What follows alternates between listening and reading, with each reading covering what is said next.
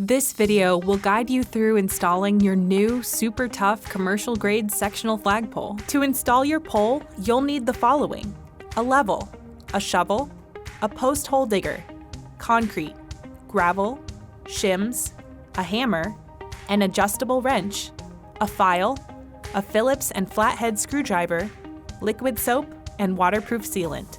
First, dig a hole that's 4 to 6 times the butt diameter of the flagpole and deep enough so that the foundation tube is about 2 inches above grade. Line the hole with loose gravel for drainage. Place the ground sleeve upright in the center of the hole and use a level to ensure it's straight. Then surround it with concrete, taking care not to get any concrete inside or under the ground sleeve. Remove the pole sections from their packaging and check each section for any burrs. If you find any, you can file them off and wipe the area clean. Assemble the pole sections. If the sections don't fit together easily, you can use liquid soap to help them slide together.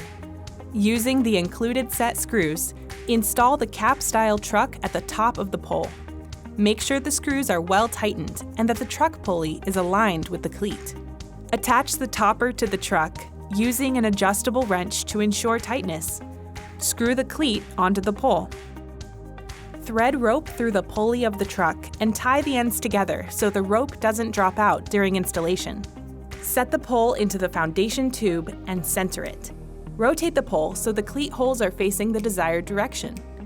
We recommend positioning the cleat so that it faces away from prevailing winds.